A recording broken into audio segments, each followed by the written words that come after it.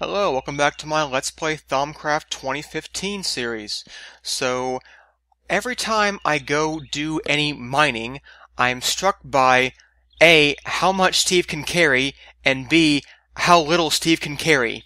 So, there are so few inventory slots, especially when you have so many tools to carry, that you can't go on mining trips for very long. So, I definitely want to make something to help me with that. And there are some forestry backpacks that help out with that I'm going to use. And also, I intend to make a trash can from Extra Utilities because I have a lot of junk. I've gone through and scanned everything in my tool chest, all those wooden tools I made to scan later on, and everything in every chest, so I think I'm good with some of these things and can finally get rid of them permanently. So, the first thing I want to make is a trash can from from Extra Utilities. And it's pretty simple, 3 pieces of smooth stone, some cobblestone, and a chest. So, here's my cobblestone. Here's the smooth stone, and a chest. There we go, a trash can. Trash cans are great use. Right click, whatever goes in them never comes out again. All these things are being trashed. There we go. Clean up my inventory a little bit. I've also got way too many of these flowers from Minecraft. I'm in a flower field biome from Biomes of Plenty, so there's tons of those things. But I might be able to use them later on for some stuff in Thaumcraft. So I'm not going to get rid of them just yet, but I might get rid of them because I've got tons of these things. I kept a stack of each color in another chest.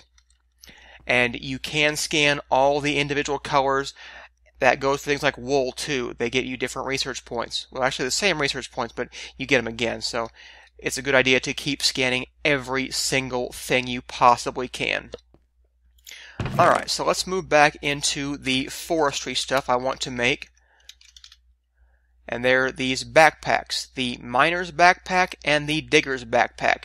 Basically, it's extra utility spaces, or extra inventory spaces for digging and mining. The digger's pack will hold dirt, cobblestone, gravel, stuff like that. The miner's backpack holds ores, coal, diamonds, gems, things like that. And it can do some automatic pickup and inventory refilling stuff that's very handy for when you're mining and digging stuff up. So they're also pretty cheap. All you need is some string, some smooth stone, iron, and some wool. And I went out and found some sheep, made some shears, and got me some wool. So here we are. So, a miner's backpack. That's the one that requires iron, wool, string, iron, and a chest. Gets me a miner's backpack. And we also need a digger's backpack. I would like it if you could shift click those things, but whatever. Not a big deal. So let's see, that must be the smooth stone.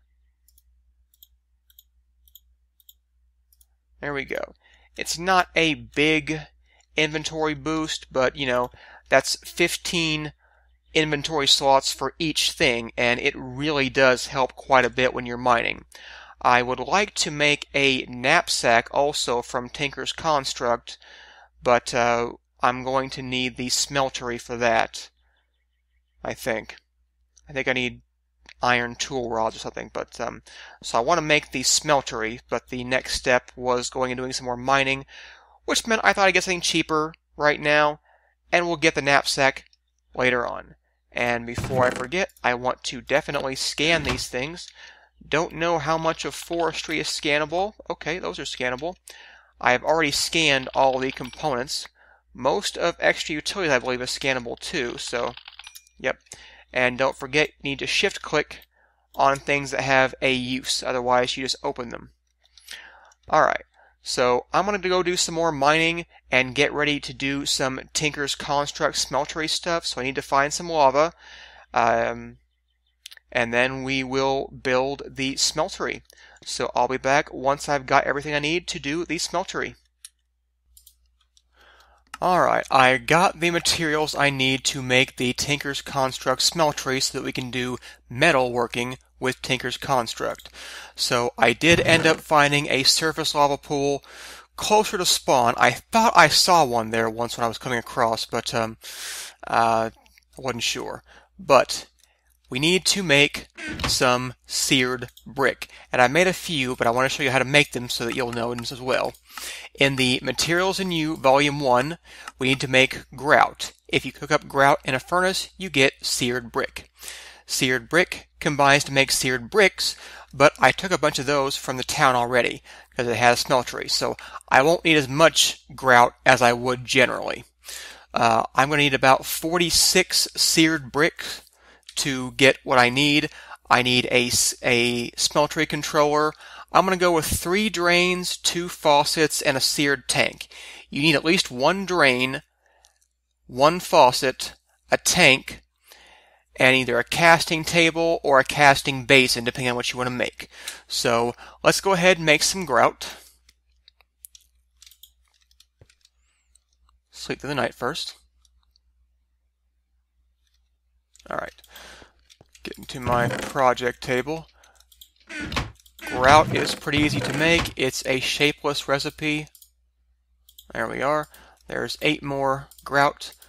Cook them up and we'll get seared brick. I've already made up about 40 of those so far, and from the town we already have 2 casting tables and a casting basin. And as soon as we get that brick from the smeltery, I should have the Materials in You Volume 3 book.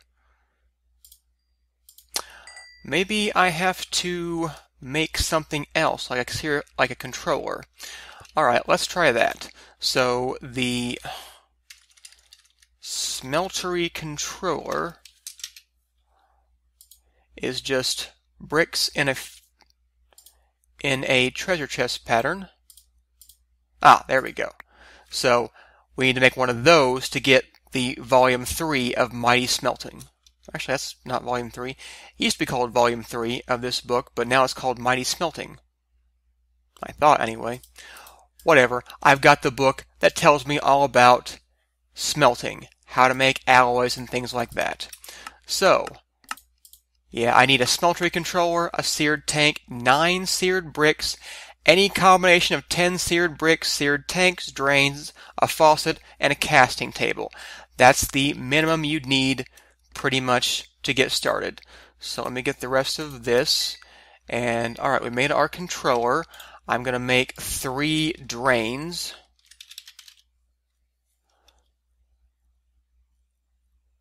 There we are, smeltery drains. I need a couple of faucets.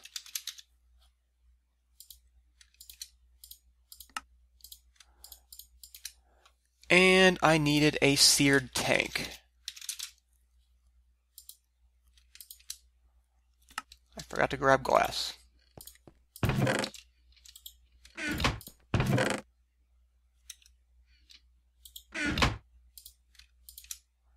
Alright, there we go. I have 8 left over. Thought I did the math right, but apparently I didn't, so whatever. We've got what we need now. So let's go out and build a smeltery. And I don't think any of these objects are scannable, but I'll try to do that. So the smallest structure you can make, you need 3 by 3 of these seared bricks, and then you need to build up a wall around it. And that was a misclick, so I need my pickaxe to get that back. Alright, there we go. You don't need one in the corner. It looks a little bit funny, but it's not necessary for a functioning smeltery. So we need to put the controller somewhere. So I'm going to get my controller and I'm going to put it right here. I'm going to put, let's see here, the drains on either side of the controller and one in the back. And then I need the seared tank, which I'm going to put over here, and we'll fill the rest up with brick. The two faucets will come out over here. And then we need a casting table and a casting basin. And I'm going to put a second casting basin back here. And this will be used for automation later on. We're not going to use it right now, but I'm thinking ahead. And as you can see, I've got stuff left over, so I could probably make it higher, in fact. And that might be a good idea, actually. Let me break my seared tank. And it holds the liquids in it, so it's okay to... So it's fine to go ahead and break that tank. Shift-click if you can't place things. Alright, the taller your structure is, the more functional your tank is. And if that's not glowing, it's not good. So it doesn't like my structure. I wonder why that is. Alright, maybe I have to build it 4x4 if I want it taller than this. I'm not really sure. I didn't think I'd have to do that, but let's not worry about that now. Let's just go tear it down and build it the way I was going to build it originally, because that will work. And maybe I'll troubleshoot that later. Alright. You can see it's all lit up now, and it's no longer an invalid structure. So, in the smeltery, you put the things you want to melt. Put them over here, they'll melt down, assuming there is anything in your tank. And we're going to need lava for that. I got a full tank of lava. It can store 4 buckets by default. And there's 8 in this tank, so we'll have 4 with a reserve of 4.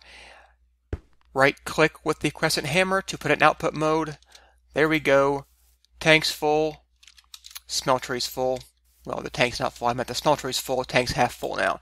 So now there is plenty of fuel to melt things. So what kind of things can you melt? Well, if you look in your Mighty Smelting book, you'll see all kinds of things you can do. And I'd like to make a better pickaxe.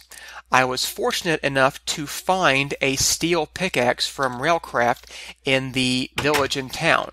So I never had to make any iron pickaxes to go digging with things. And steel's a great material, but I only have the one of those, and it's going to break eventually. I'd like a repairable tool.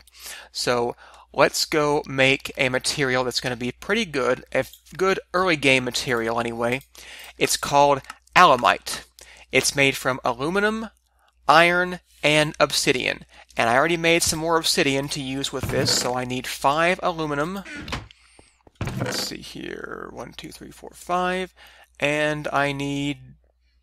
what was that, iron? Yeah, iron. The smeltery also functions as an ore doubling mechanic, because you'll get twice as much as you put in. So if you put an iron ore in there, you'll get 2 ingots worth of iron. Same for an obsidian block, the same for this aluminum ore. So let's see, 5, 7, 9. I don't think it's 1-to-1. I don't think we're going to get 18 ingots of alumite. I feel like we probably should, but I'm not sure that's how it works out, at least with the Tinker's Construct math. That will take a while to cook up, but it will melt in here, and then we can pour it out. And there are some other things we're going to need to make as well. If you want to do any kind of metalworking, we need to make metal casts. And the traditional material you need to make metal casts is called aluminum brass. It's basically a cheap version of gold. And you can use gold at almost any place you can use aluminum brass. I think you can use it every place you can. But let's go make some aluminum brass as well. That's 3 aluminum and 1 copper. So let's see here. I will get 6 aluminum and 2 copper.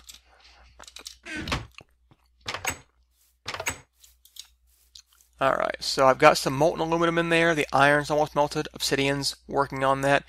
It will take some time, but as soon as this all mixes together, it will become alumite. And it should be done with the rest of this obsidian before this stuff I'm going to put in here now melts. So it should be fine to put these in here now. There we go, molten iron. And you see I've got 4 ingots. I put 2 iron ore in there. It doubled to 4. I put 5 aluminum. We got 10. So aluminum melts pretty fast, but I'm still thinking that that obsidian will melt first, but it really shouldn't matter. The aluminum, the alumite should mix together pretty well. So let's see if it does that. Obsidian's almost done. There we go.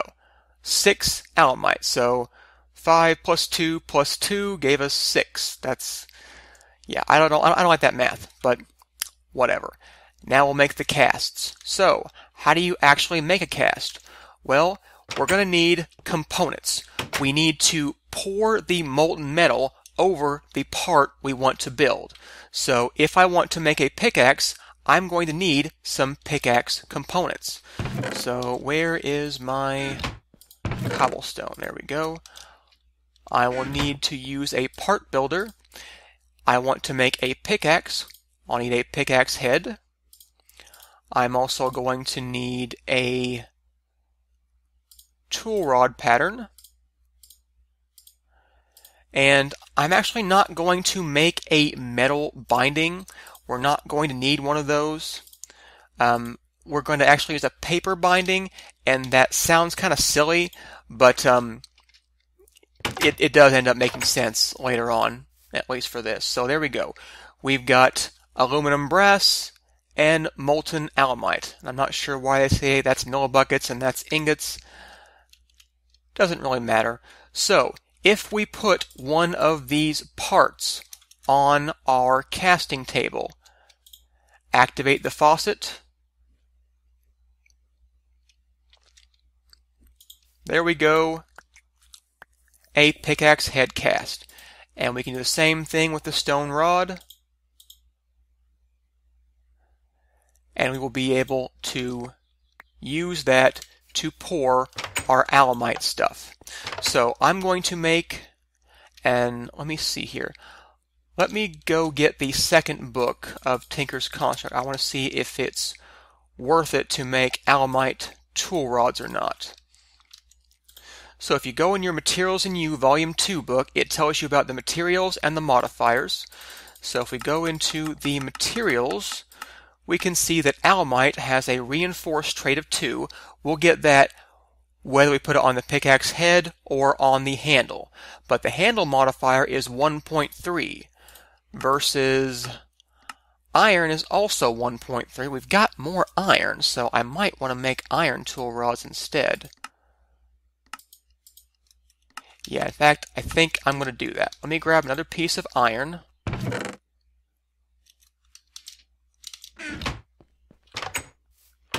We'll get that cooking up. Alright, and let's go ahead and make an alumite pickaxe head. Now, the material cost is important. If you have half of a material cost, that means a single ingot will give you 2. But you can't, but remember, an ingot is 9 nuggets. So you can't empty the smeltery completely if you take half, because you'll have this fraction of a nugget, which I don't think you can pour into anything other than maybe a seared tank or something like that. So, alright, put the pickaxe cast down, and we don't want it to be cast with aluminum brass, we want the alumite. So click on this to put it to the bottom of the smeltery, and now we're going to cast it with aluminum. There we go, an alumite pickaxe head. And I think I just said aluminum a minute ago, but it's alumite we're going to use for this. Alright, pick up our cast. Is our iron done? It's getting close. So we'll put the tool cast there, and I'm going to go make another pattern chest to put that by the smeltery for our patterns. So how do you make a pattern chest? I can't remember. A pattern chest is a chest and a blank pattern. Do I have one blank pattern? Good, I do. Alright, go back over here. No, go into... I'm trying to use up my jungle wood, although I keep getting more somehow. Alright, so pattern chests can hold, you know, any kind of Tinker's Construct patterns, and it's really nice, I think, to put them in there. Get them out when needed. Alright, our irons, good. We've got 2 ingots of iron, so we're going to make 2 iron casts. That'll use up 1 ingot's worth. Alright, put my tool rod cast away. And now we want to put a tool together. And I told you we were going to use a paper binding, which seems silly, but if you go to your Materials in You Volume 2 book, you can see that paper has a special property. And that property is writable. So the binding does not affect the durability of the tool, doesn't really affect it in any way, really. It's just something you need in there. So it won't make our tool more brittle. If you use it as a handle, it would. If you use it as an axe head, it would be terrible. But as a binding, it gives us the writable trait, which allows us to add extra modifiers to our tools. I know we haven't talked about modifiers yet, but we will. Oh, by the way, I decided to destroy my flowers in the deconstruction table. That made more sense, I thought, than just throwing them away. Alright, so I need paper, which is in my organics chest. Going to go to my part builder, put the paper in here, and get me a tool rod binding. There we go. So, the tool forge, click on the pickaxe like we did before for our stone pickaxe. Alamite head, paper binding, iron tool rod. There we go. Now, it has 1 trait so far. It's got Reinforced 2. Reinforced is pretty much like vanilla unbreaking, so this is a good tool. We've got 909 durability, but the effective durability is about 1136. That means we should be able to do 1136 mining with this tool. That's pretty good. We can repair it with Alamite, but I'm thinking I might get a trait on there, the auto repair trait, and that will help us out too. So if we go into our modifiers book, our volume 2, auto repair, if we get a ball of moss, will slowly repair the tool. That's really good for early pickaxes. Now it's a slow process, but with a good pickaxe like this, you're generally going to have a pretty easy way of making it work like this. So that's what I like to do for my pickaxe. However, I don't have any mossy cobblestone right now, so we can't make a ball of moss. That's okay, we've got a good pickaxe. And this will mine obsidian, as well as some more durable Tinker's Construct metals that are found in the Nether. So this is a good pickaxe. I generally will make a shovel and an axe out of this. Usually not right away, but if I have the materials, I'll make those tools as well. Alright, so that's the basics of how we use the smeltery.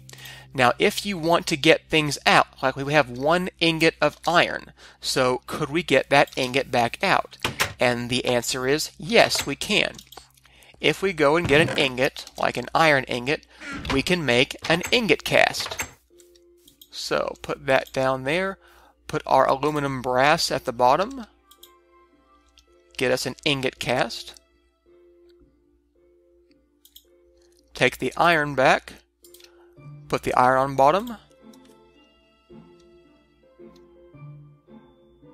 There we go. We've got our iron back. And we can cast the rest of this stuff. If you had 9 ingots worth, you could use the casting basin and make a block of whatever material you're talking about. So that's a fast method for doing that. The casting basin is also good for making clear glass, which is a glass that A, you can break and recover, and it has connected textures. So it'll look seamless, unlike the glass my Windows does right now. So it's pretty awesome. Alright, I want to check time. I'll be right back. Okay, that was a long segment, so yeah, we're out of time.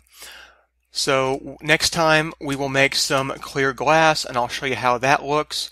And I might make a couple more metal tools, maybe a shovel and an axe, just to increase the durability and make it easier when I'm down mining. Alright, catch you next time.